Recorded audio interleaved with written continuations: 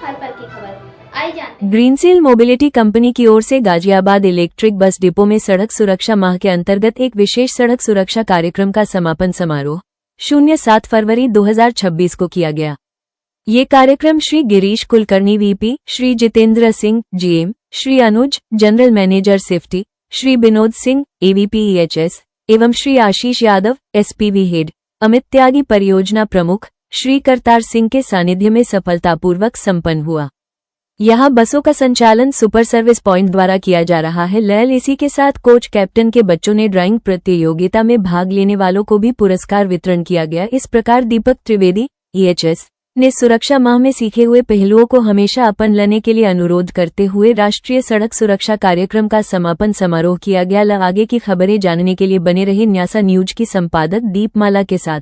चीजों को ये लोगों को ट्रेन और रिट्रेन करें। पहले अगर अभी की बात नहीं कर रहा हूँ मैं, 80-85 की बात करता था तो जो गाड़ी ड्राइवर चलाया करता था उसको ड्राइवर साहब बोला करते थे लोग, और उसका इतना विश्वास हुआ करता था, इतना गंभीर व्यक्ति हुआ करता था कि लोग अपने नाबालिग बच्चों को भी उसके साथ बैठा के दूसरे शहरों के लिए छोड़ दिया करते थे। तो अभी भी आपको जो कोच कैप्टन और ये सब की उपाधि दी गई है, ये हमारी तरफ से आपके प्रति सम्मान की बात है कि आपको सम्मान हम लोग दे रहे हैं। दूसरा, आपको गंभीर करना चाह रहे हैं कि आपका कार्य कितना महत्वपूर्ण है। हम गाड़ी चलाते हैं तो हम अपने लिए जिम्मेदार होते हैं, लेकिन अब जब आप बस चला रहे हो या फिर कोई ऐसा पब्लिक व्हीकल आप ड्राइव कर रहे हो तो उसमें 28 से 28 को ये नॉर्मल रूल है। कभी कभी 50 लोग रहते हैं तो 50 परिवार उसके साथ जुड़े होते हैं, तो उसकी गंभीरता को समझना चाहिए। शहर में या फिर कहीं भी आप पब्लिक ट्रांसपोर्ट का जो आजकल में अमूमन क्या हो गया, लोगों में जो सहनशीलता कम होती जा रही है।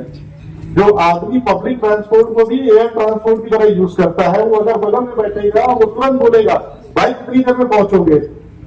तो उस परिस्थिति में मैं सभी लोगों से, जो आपके कंडक्टर महोदय हैं और बाकी जो आपके जाते हैं कंडक्टर और भी जो लोग बैठते हैं, तो वो उनको थोड़ा सा मोटिवेट करें या फिर उनको थोड़ा सा एजुकेट करें कि ये तो उस तरह की बातें जितने कंडक्टर हैं उनकी जिम्मेदारी है कि हमने ये बताया था कि जो एक बेसिक कमी बड़ा वो है।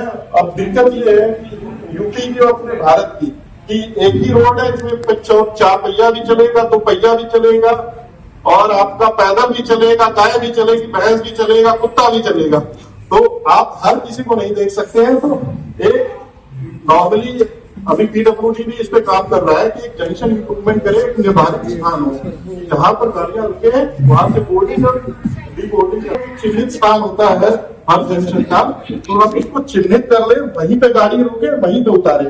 और कोई भी यात्री अगर इस तरह का आपसे अनुरोध करता है या फिर आपसे वैसा करता है तो उसको आप सब इन्हें बता दे कि 10 मिनट की वॉक कर लो, क्योंकि आप जितने भी डेवलप सिटीज हैं, अभी हम लोग इलेक्ट्रिक बसेस चला ट्रांसपोर्ट को बहुत महत्वता दी जाती है।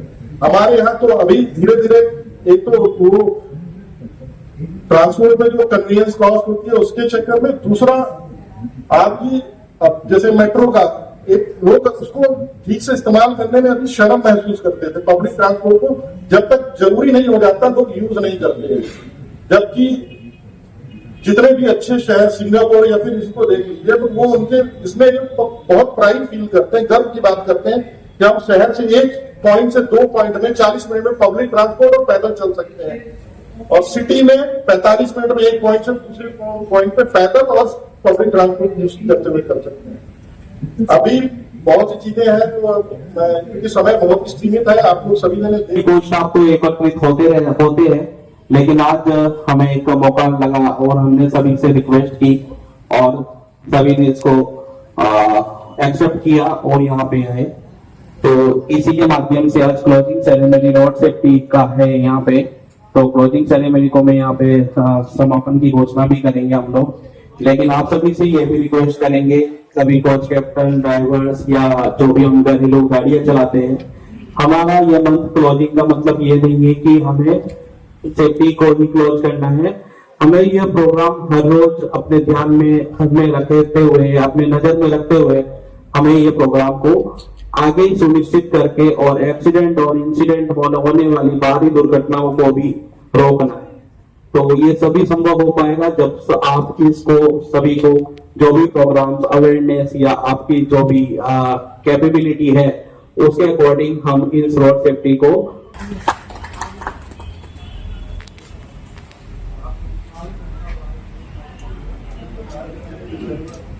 ये फिर से उठा होता है।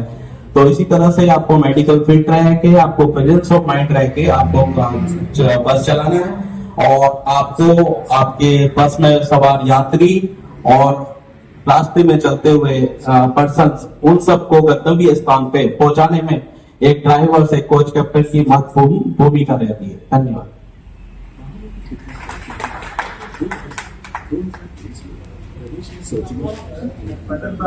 अधिकारी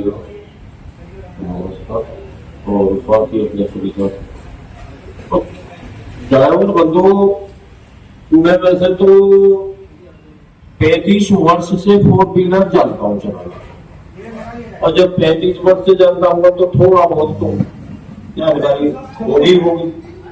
पर ड्राइवर को पहली बात तो पूर्ण रूप से स्वस्थ रहना चाहिए। ऐसे नहीं है कि खा पी लिए रात में और पता चला पेट भर गया।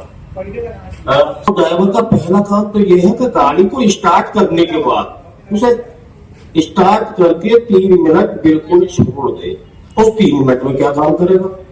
उस 3 मिनट में अपनी पूरी गाड़ी की पहिए वहिए, क्या इंजन क्या आवाज कर रहा, क्या स्थिति है।